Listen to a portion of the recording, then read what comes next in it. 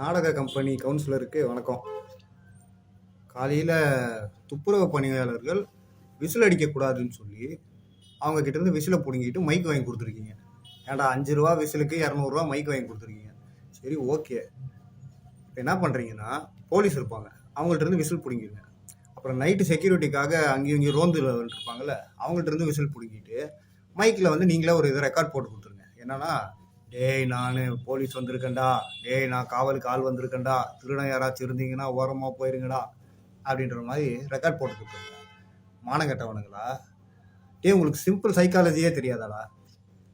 எந்த விஷயத்த பண்ணாதன்னு சொல்கிறாங்களோ அந்த விஷயத்த தான் பண்ணணும்னு தோணும்.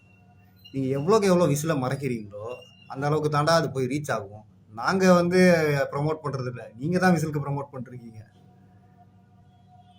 தத்தி கூட்டங்களே. இப்போது நான் எதிர்கட்சிக்காரர்களை பார்த்து கேட்டுக்கொள்ள ஆசைப்படுகிறேன். அவங்கள பார்த்து கேட்கணும், சும்மா கேட்கறத. இப்ப நான் உனக்கு கேட்டதான நாளைக்கு மேடை போட்டு அவனு கேட்பேன். ஜனங்களுக்கு பொழுது போக வேண்டாமா?